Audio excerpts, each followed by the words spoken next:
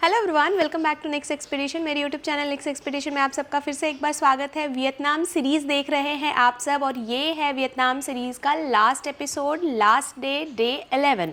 10 episodes already आ चुके हैं वियतनाम सीरीज़ के। अगर आपने वो सब नहीं देखे हैं तो डिस्क्रिप्शन बॉक्स में सारे डेज़ के एपिसोड्स के लिंक्स मेंशन हैं, आप सारे जा कर के चेक करिए। आपको काफ़ी इन्फॉर्मेशन मिलेगा वियतनाम वियतनाम ट्रिप, आपके ट्रिप को प्लान करने के लिए। और आज का जो डे है 6 बजे शाम की हमारी फ़्लाइट है, तो हमारे पास फुल डे तो नहीं, हाफ डे का टाइम है। सो मैंने डिसाइड किया है कि ये लास्ट डे है तो इस दिन हम करेंगे सिर्फ़ और सिर्फ शॉपिंग। तो वियतनाम से क्या शॉपिंग कर सकते हैं, कहाँ से कर सकते हैं, ये सब जानने के लिए व्लॉग को एंड तक ज़रूर देखिएगा। And without any further delay let's get started.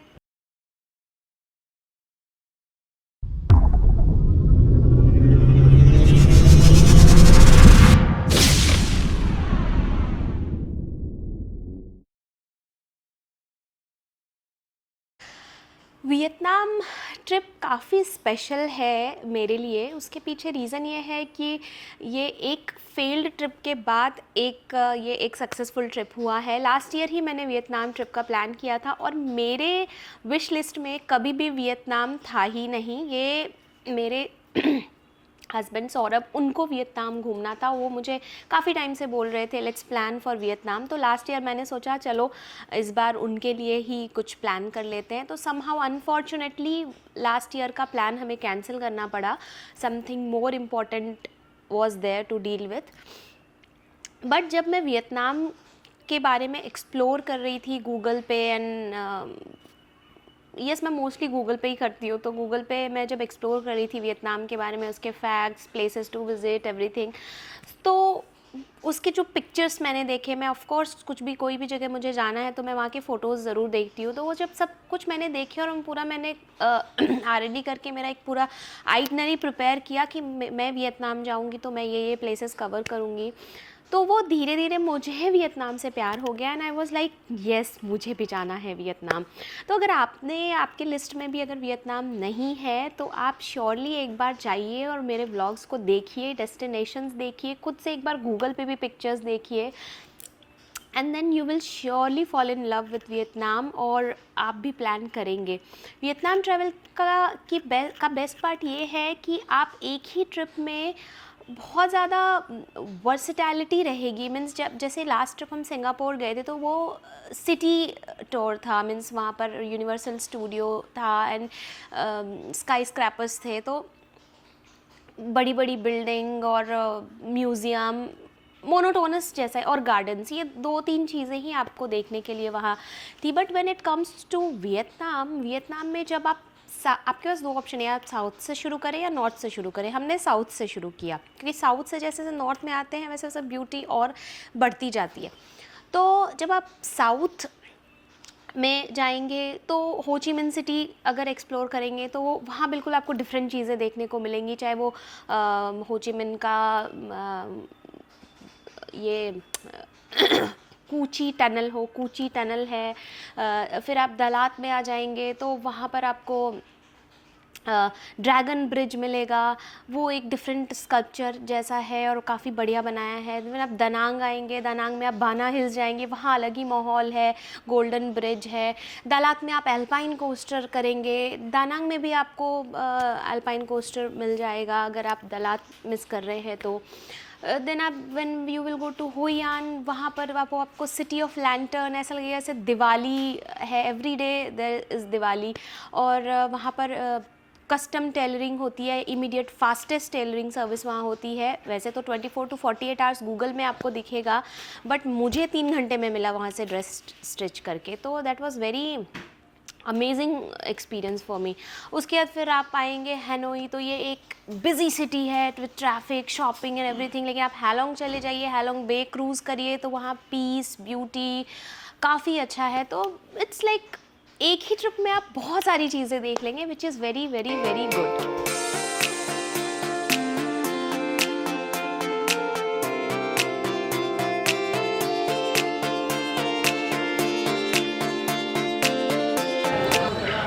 हम आ गए हैं डोंग जॉन मार्केट और यहाँ पर काफ़ी सारी चीज़ें दिख रही है शॉपिंग करने के लिए। चलिए एक एक करके एक्सप्लोर करते हैं। काफ़ी बड़ा मार्केट है, यहाँ पर ऑलमोस्ट सारी चीज़ें मिल रही हैं, क्लोथिंग से लेके टॉयज़, इलेक्ट्रॉनिक्स और फुटवेयर्स, और भी एक्सप्लोर करना बाकी है अभी।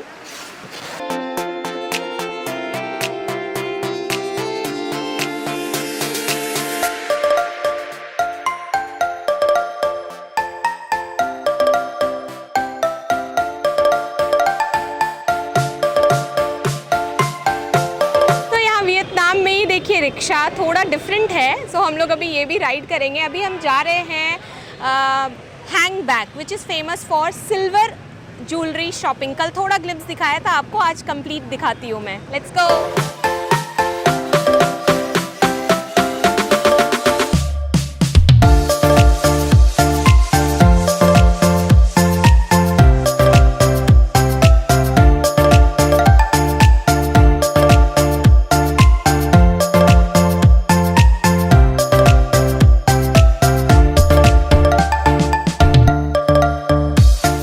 ब्रेसलेट्स पसंद आए मुझे यहाँ पर, मैंने लिए हैं ब्रेसलेट्स। कॉस्ट ऑलमोस्ट इंडिया में जितने के मिलते हैं ऑलमोस्ट उतने के हैं, बट डिज़ाइन काफ़ी अच्छी है। ऐसी डिज़ाइन इंडिया में मैंने तो नहीं देखी थी जब मैं लेने गई थी। और सुवेनियर्स के जैसा भी हो जाएगा एक यहाँ का वियतनाम का, so it's good. Silver shopping done, सिर्फ सुवेनियर्स के हिसाब से लिया, ऐसा कुछ बहुत ज़्यादा शॉपिंग नहीं करनी थी। तो 2 ब्रेसलेट्स लिए जैसा बताया। और अभी नेक्स्ट डेस्टिनेशन कौन सा है वो जानने के लिए स्टे ट्यून। 2 मार्केट मैंने आपको दिखा दिए यहाँ के, अच्छे चीप। अभी 3rd में चलते हैं, let's go. Next we will go to Hang Gai street. वो स्ट्रीट फेमस है सिल्क क्लोथ्स की शॉपिंग के लिए, सिल्क के स्कार्फ्स भी मिलते हैं। ऐसा सब मैंने गूगल किया तो मुझे पता लगा। अब एग्जैक्टली क्या है हैंगाई में वो मेरे साथ आप चलिए मैं आपको दिखाती हूँ, और इज़ इट वर्थ और नॉट वो भी बताऊँगी। Stay tune. हैंग बैग से हैंगाई स्ट्रीट आप वॉक करके भी एक्सप्लोर कर सकते हैं, और ऑन द वे बहुत सारी और भी शॉप्स मिलेंगे आपको इस एरिया में जो आप और भी एक्सप्लोर कर सकते हैं। सो बेसिकली ये जो एरिया है हैंग बैग हैंगाई, ये वाला जो पूरा एरिया है ये शॉपिंग के लिए, हर each and everything you can think of you can find it here. So Vietnamese silk first ही शॉप में मैं आई, यहाँ पर अच्छा बार्गेन किया मैंने और बहुत सारे मैंने स्टॉल्स ले लिए, क्योंकि क्वालिटी वियतनामी सिल्क की काफ़ी अच्छी है। तो आप अगर आ रहे हैं वियतनाम तो यहाँ से एक तो सिल्क का स्कार्फ अपने लिए ज़रूर लेकर जाइए, और आप एज सुवेनियर्स भी ले सकते हैं। काफ़ी कॉस्ट इसका रीज़नेबल है। सो आई एम हैप्पी, एंड इसके साथ ही हमारी शॉपिंग होती है आज की ख़त्म। टू समराइज़ दिस, पहले हम गए डोंग जॉन मार्केट, वहाँ पर हर वो चीज़ मिल सकती है जो आप इमेजिन करते हैं, footwear, clothing, electronics and etcetera etcetera. Second हम गए सिल्वर स्ट्रीट में, नाम भूल गई मैं, डिस्क्रिप्शन में नाम है। And third one is this silk market. तो ये 3 हमने विज़िट किए। जो सिल्क और सिल्वर है वो वियतनाम का फेमस है, वो आप कर सकते हैं परचेज़। इसके अलावा अगर आप होई आन जा रहे हैं तो वहाँ मैंने उसके व्लॉग में डिटेल्स दिया है, शॉप का भी एड्रेस दिया है। वहाँ आप कस्टमाइज टेलरिंग करके अपने लिए ड्रेसेस स्टिच करा सकते हैं शॉर्टेस्ट पॉसिबल टाइम में। So that's it from shopping details from Vietnam. See you all soon, very soon we will go back to Airbnb and will keep you updated. Last में थोड़ी गड़बड़ हो गई, हम लंच करने के लिए गए, we are getting late, like 1 बजे Airbnb से चेकआउट था और अभी हम पहुँचेंगे 1:48। हाउएवर मेरे हस्बैंड है वहाँ, he will do the formalities.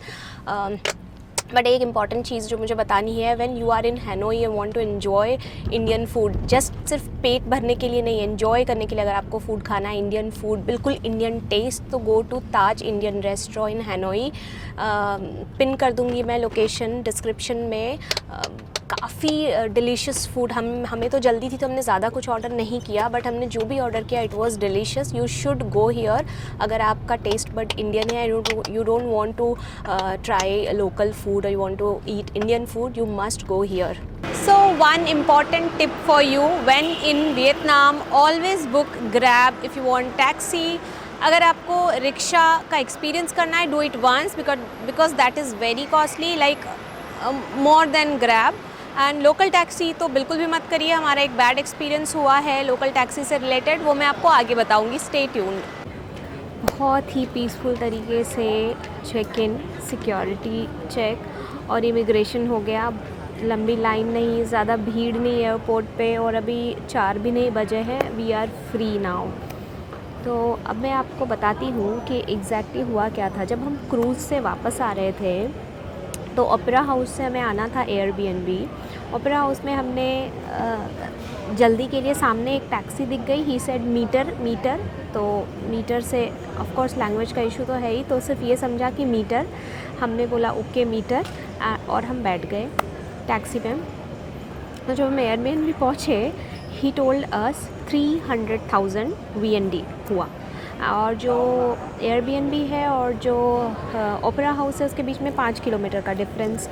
जो हम एक दिन पहले गए थे जब क्रूज़ बोर्ड करने के लिए, जब पिकअप पॉइंट पे गए थे हम, तब हमने पे किया था 80 VND from by using grab. तो हमें पता था कुछ बिटवीन 80-100 से ज़्यादा तो नहीं होगा।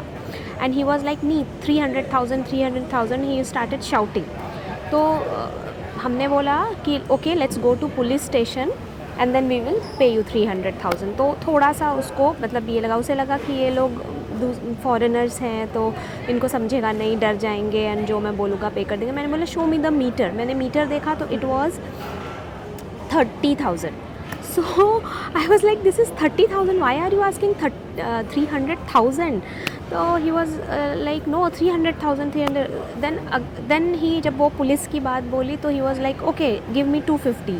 We said we will give you maximum 100 because it is 30, but still we are paying you 100, not more than that. हमने 100 इसलिए बोला क्योंकि हमें 70-80 एनीवेज ग्रैब में लग रहा था, और 20 टैक्सी है लोकल, तो उसकी वजह से दैट्स फाइन, क्योंकि हमें वो आर्ग्यूमेंट को ज़्यादा स्ट्रेच नहीं करना था। After all we are in different country, not in our own country, या इवन अपनी कंट्री में भी we will not prefer to stretch the argument for little amount of money.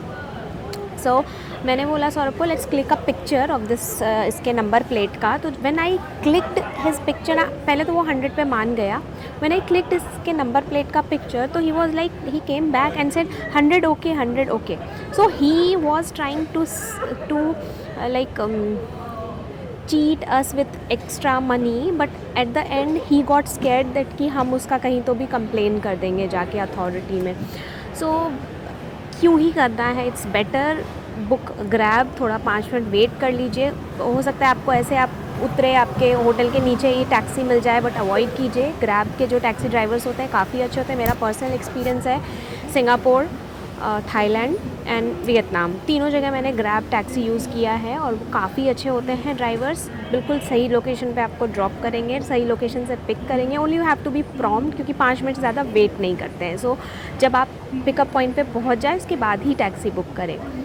Tip number 2, अगर आप किसी भी रीज़न से जो मार्केट्स मैंने बताए इस व्लॉग में वहाँ विज़िट नहीं कर पाते हैं शॉपिंग, तो आप छोटी मोटी शॉपिंग एयरपोर्ट पे भी कर सकते हैं, बट यहाँ पर कॉस्ट लोकल मार्केट के कॉस्ट से थोड़ा ज़्यादा होगा, दैट इज़ फॉर श्योर।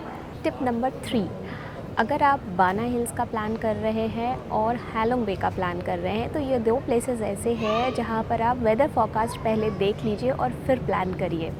और दोनों ही प्लेसेस के लिए इफ़ पॉसिबल अवॉइड वीकेंड्स, क्योंकि वीकेंड्स में काफ़ी रश होता है। टिप नंबर 4, होई आन में नाइट में या सनसेट के टाइम पर लैंटर्न बोट तो करे ही ride, but bamboo basket boat भी ज़रूर ट्राई करें डे टाइम में। और बैम्बू बास्केट पे जो थ्रिल होता है, वो फास्ट राउंड घुमाने वाली एक्टिविटी, वो ज़रूर करें। वो दिखता स्कैरी है बट ट्रस्ट मी वो बहुत अमेजिंग है, डोंट मिस इट। और चाहे तो वहाँ पर छोटे छोटे बैम्बू बास्केट के स्टेज बने होते हैं, तो ज़रा बॉलीवुड के गानों पर नाच भी लीजिएगा, बहुत मज़ा आता है। टिप नंबर 5, अगर आप इंटरसिटी डोमेस्टिक ट्रैवल कर रहे हैं तो 2 घंटे पहले भी एयरपोर्ट पहुंचेंगे तो काफ़ी है आपके लिए। 3-4 घंटे पहले पहुंचने की बिल्कुल ज़रूरत नहीं है, क्योंकि चेक इन काउंटर्स जो होते हैं वो 2 घंटे पहले ही ओपन होते हैं। सो that's it from Vietnam series. I hope आपको सारे व्लॉग्स पसंद आए हो। अगर आपने व्लॉग्स नहीं देखे हैं तो डिस्क्रिप्शन बॉक्स चेक कर लीजिए, सारे व्लॉग की लिंक उसमें पिन की है मैंने। और भी ज़्यादा इन डेप्थ डिटेल के लिए, हर सिटी हर डेस्टिनेशन के लिए आपको सारे व्लॉग्स देखने होंगे, वो आप चेक कर सकते हैं। And with this vlog I am wrapping up with Vietnam series. See you all soon with all new series एक नया डेस्टिनेशन, नई स्टोरी एंड नए एक्सपीरियंसेस के साथ। Until my next vlog, stay safe, stay healthy, stay happy. और आप मुझे Instagram पर भी फॉलो कर सकते हैं for short informative reels and short tips and tricks. Until my next vlog, bye bye, take care, stay safe, stay healthy, bye bye.